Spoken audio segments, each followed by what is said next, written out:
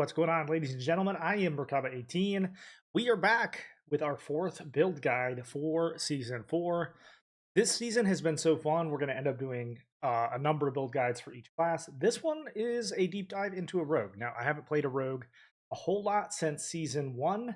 Unfortunately, a lot of times they just get pigeonholed into different types of melee, and I felt like a lot of their ranged and trap builds were not holding up. They weren't doing very well. So I felt like Season of Loot Reborn was a good opportunity to try to find and utilize a ranged build. We're going to dive right in, talk about this Shadow Clone range build, and we'll talk about items, Paragon, skill board, stat priorities, gems, you name it. Before we jump too far in, though, I want to make sure every single person is subscribing to the channel here. 98% of you do not sub to the channel. Make sure to hit that sub button, like, and comment. I will post the links to these builds directly below at the time of the upload here so that you guys have them. Also, I live stream this game full time over on Twitch and on TikTok. Merkaba18 on Twitch and TikTok. Let's dive right in. So, first of all, one of the main problems with Rogue historically has been their survivability. So, a lot of the aspects and the items that we're focusing on here and the general build has an element of a focus on control, on using that control to do damage and to reduce the damage that we take. So keep that in mind as we go through this. We are going to be using basic skills a lot in this build, so you want to have that increase to damage reduction anytime you deal damage with your basic skill. Crit strikes with marksman skills, which should be almost all of them, are going to give you a free charge of Dark Shadow, Dark Shroud. Now, you could make the case for that other Dark Shroud aspect that just gives you one, but I felt like this was a better uptime. It's just 50-50, whichever one you prefer, depending on your gear stats at the time that you're trying to put them on. Either one's a valid choice. Down here, we're going to go accelerating aspect. Crit strikes with core skills give you increased attack speed, and you should be critting a lot with this build. So crit strikes give you more attack speed, which lets you use your abilities more, which then give you more attack speed and grow your crit, and it's just going to compound off of the. Now, after having cast 5 basic skills, one of your cooldowns is reduced. This is a double imbue, so you want to be using those imbuements as much as possible. Get that cooldown reduction anytime you use that basic skill. So the basic idea here is build up all of your energy, have it come down with a couple of big crits, and then build it back up using the imbuements. So you want to have those off cooldown as often as possible. We went with Beast Fall Boots here. When you cast an ultimate skill, your next core skill consumes all of your energy and deals a lot more damage. So when you use your ult, which is in this particular case, the clone, you should be able to then have full energy or close to full energy, consume it all with one, and have it do way more damage. That's what Beast Fall helps you do with that. Now, we're going to come over to Edge Master's aspect. As you might imagine, if you're full on energy, you want to reward yourself for having to wait that long, deal a exponential amount more damage, a multiplicative bonus there, and you put it on your necklace to get the double stat there. Aspect of Moonrise gives you more attack speed and then gives you better attack power, multiplicative power with your basic skill. So we're making sure that the core and the basic skills are doing more damage, and then using the imbuements to and talents to further that as well. After attacking enemies with a basic skill, increase the damage of your core skill by up to 30%. Again, core skill is going to be a feature of this build. Deal 9% increased damage. Triple this bonus for standing still. Marksman's going to be standing still quite a bit more than the average build. So want to go ahead and reward ourselves for standing still. You want to focus on controlling a group of enemies, having them under control, stand still for a couple seconds while you're casting your basic and cores and imbuements and all the other stuff you're doing. You're also going to be in caltrops, as you'll see here, which will give you additional bonuses. So this is just a way of like ensuring that you're making the most of your build. Doombringer is a really, really good option here. If you can't get Doombringer, obviously, this is probably one of the best items for us. If you can't get Doombringer, there are a number of other ways you can swap ultimates or uniques out here and put in regular weapons. We are not going to be using a unique build or bow with this build. That's where I put Inner Calm. You get that bonus for it. I also recommend Azure Wrath as one of your uniques. If you can't get, or you're having a hard time getting Azure Wrath, which shouldn't be, this one should be easier to get, obviously, than Doombringer. But Azure Wrath will help with some of the other elements of the build, give you a little bit of a level of control. You're going to do additional damage to those that are controlled. In terms of armor, you're going to want to put either health or dexterity gems in your armor, depending on where they are. You're going to want to put crit strike damage or vuln damage, depending on whichever you need more of in your weapons. And then in your jewelry, just fill out with either of the 3 resistances that you need the most of. And if you don't need resistances and you need armor, put armor in. Pretty straightforward on those. All right, so that's the gear.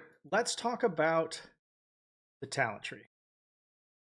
So we went ahead, and this is going to be 1 out of 5 on Heartseeker. We did not go 4 out of 5 here because you are going to be using Heartseeker, but it's not the main damage dealer. You're mostly using this to generate energy and do a little bit of damage. Fire an arrow that seeks and deals damage, increases your critical strike against them by 5% for 4 seconds, up to 15%. You're going to want to be using this more to gain that crit strikes chance, which is for penetrating shot, which is going to be your damage dealer here. Come on down to crit strikes, gain attack speed, and almost all of your shots, or a pretty high number of your shots, should be crit, so you're going to gain a lot of attack speed, and it makes them vulnerable, or if they're vulnerable, which they should be, with this build, it will double that bonus. We're going to come down to Ricochet, allowing to hit additional enemies for 75% of the original damage. Give us a little bit of a cleave effect there. Pen Shot is where we're going to go next, which gives you a huge hit for 97% damage, and then it also will allow you to pierce through original enemies. If penetrating shot damages at least 3 enemies, you gain a lot more crit strike. So we're getting crit strike basically from a lot of these builds, and then on forward. We did pick up. We passed all these passives up over here. We did pick up Rugged for damage over time reduction and damage reduction while inflicted with controlling abilities. That's going to be super helpful in the pit. I promise you, one of the best abilities you can pick up right there. We went with Weapon Mastery. When you attack with either a crossbow, you're gaining crit, or with a bow, you gain vulnerable. I would recommend you using a bow if you need vulnerable, a crossbow if you need crit. And you just want to make sure those stats are high enough, and we'll talk about more of that in just a minute. Then we're going to come down to caltrops.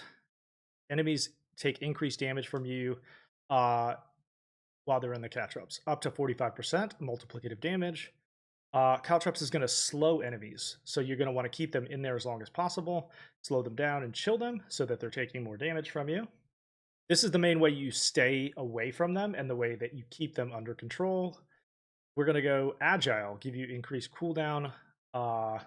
Using a cooldown reduces your increases your dodge chance, lets you avoid a little bit of damage if you need to. We passed everything up. You're getting free Dark Shrouds, so I don't feel like it's necessary here. Exploit gives you 18% multiplicative damage to healthy and injured, which is almost everybody.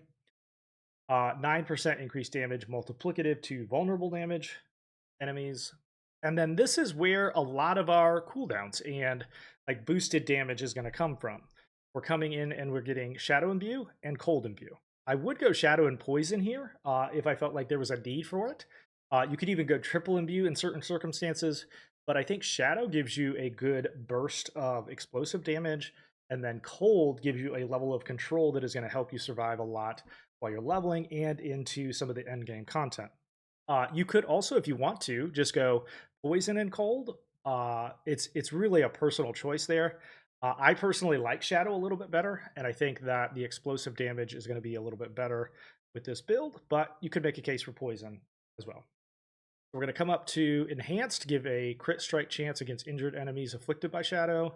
So you're going to, as you can see, all those crit strikes going to start to stack up, and almost everything you hit is going to end up as a crit. So enemies affected by Shadow Imbuement take increased non-physical damage, which is almost all of our damage here, for 8 seconds. Grab both of these, give you a 10% chance to stun, and a chance to generate energy when you kill an enemy with shadow damage. We're going to grab these Poison Imbuements, give us extra crit strike chance, which if it doesn't already give us a 100% crit chance, that's going to top it off. Then we're going 1 out of 1 on Cold, which is going to give us a level of like Chill, Slow, Freeze, And then eventually, skills have a chance to make them vulnerable, and cold skill imbues deal 20% damage more multiplicative damage to crowd controlled enemies. Even if you aren't crowd controlling in a lot of groups, you're going to end up with tons of crowd controlled enemies. So you're going to end up with that near 100% uptime on that multiplicative bonus. You deal 15% more damage to chilled enemies. This bonus increases if they're frozen. So you're going to want to play with frozen orb sorks in this build because you're going to gain an extra 15 multiplicative there.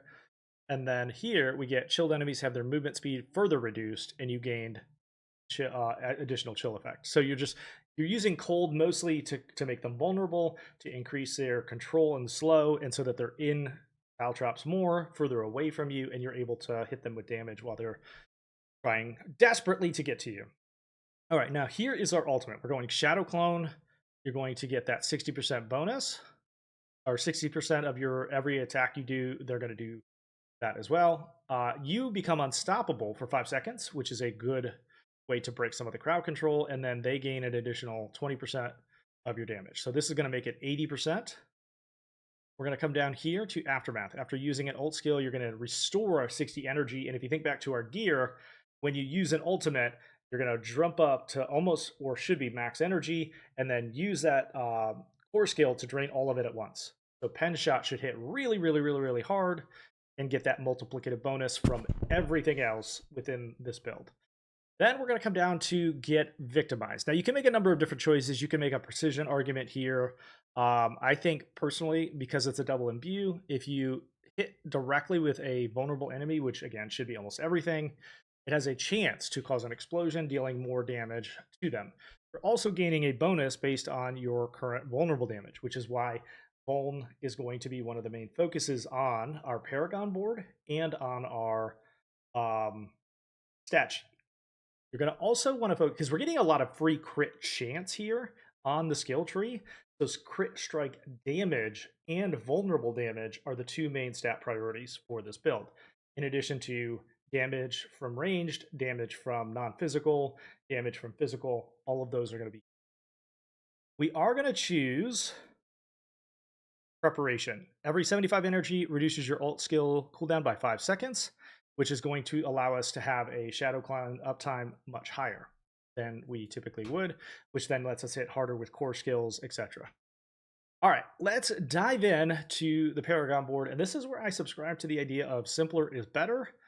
There's a lot of builds out there right now that try to get you to use like 18 different Paragon boards, and they use like 7 different glyphs, and 4 of the legendary nodes aren't even used, and you're all over the place. I find that the average person isn't really able to fully understand what's happening with those boards. I don't think that they are bad. I think that they do a lot of like really good stuff with those builds, and they're min-maxed, and you can do insane things with them. But the average person doesn't even understand what's happening with them. So here is where I take a little bit of a simpler, focused approach. We are going to use 4 boards. We're going to go Marksman for our first one. When you wield a ranged weapon, you gain some damage reduction, which should be all of your damage. Gain 92 multiplicative damage to your marksman skills. We're going to grab all of these rare nodes. We're going to skip some of these strength and armor builds because you should be able to get some of that in your gear. We are going to grab damage and dexterity here. And then we're going to come up to our first addition to the Paragon board, which is Altric Bounty. When you attack with an imbued skill, which should be either cold or shadow all the time, or if you choose to go cold and poison all of the time, you gain 3% max resistance to that element, which is less important in this case, but it does help, and 20% increased damage for 9 seconds. So when you use imbuement, you're going to then do a huge bonus, multiplicative bonus to whatever skill you're using. This is going to result in some pretty heavy, high level crits, and you're going to gain a lot of multiple bonus there. We're going to grab all this 9 physical damage. We're going to grab Imbuer, slide on over here to Restorative for some max health. We're going to go non-physical damage. We do skip Suffused Resilience, although that is a good option if you don't want to do Restorative. You could come over here and grab this one instead. Then our second board is going to be 115% imbued damage bonus, which is Infusion. So we're going to cast imbuement skill, reduces the active cooldown on another imbuement skill by 1 second. So this is going to allow you to basically have nearly 100% uptime, switching back and forth between cold and shadow imbuments. And it's going to give you bonuses for those imbuments. We're going to grab dosage for the potion healing. We're going to grab potent for the imbued damage and dexterity. Grab all of the intelligence there. Come on up to our third board, which is exploit weakness. Whenever you deal damage to a vulnerable enemy, they take 1x multiplicative damage up to 25%. So this is going to basically be everything you do is going to gain 25% multiplicative bonus. You're going to gain 62% vuln damage from exploit here. That's going to allow you to also, whenever you hit an enemy, it's going to make them vulnerable. So there's a double bonus. You're gaining some multiplicative bonus there, and you're almost guaranteed to make everything every couple of seconds or every 20 seconds vulnerable. And there's other ways that we're making enemies vulnerable by playing with other players, etc. But you should make almost everything vulnerable because of X. We're going to go Artifice, and then we're going to come over to Unassailable and Exploit. Grab all those bonuses. We're going to skip Hunter Killer, and we're going to skip Resilience there. Come on over to Cheap Shot, which is our fourth and final board. You deal 5% increased damage to each nearby enemy that is crowd controlled. So that's a bonus of up to 25% multiplicative damage by freezing them or by having them in crowd control of some kind. Now, even if you're playing by yourself, that should be almost everybody, but it's certainly if you're playing with other players, almost everything in this game at some point within the next like 10 or 15 seconds is going to be crowd control. So that's a flat 25x on top of all the other bonuses we're gaining, which results in an insane multiplicative boost there. We're going to grab Safeguard here for the damage reduction from elites, Oppress for the crowd control and crit strike damage to crowd control. Grab these two down here, Wiles for the damage reduction to slowed, which remember, because we're using Caltrops here, is going to be a lot of them. Devious, damage to crowd controlled bonus there. And then we come up to our final rare node, which is calculated 15% damage to crowd controlled. So that basically results in a bunch of multiplicative bonuses on top of the three normal buckets, which are, crit, strike, vuln, and then overpower, which overpower is less important with this build because you're not going to overpower a lot of things here. But what you are doing is gaining a multiplicative bonus on top of those normal buckets, and we're doing additional non-physical damage.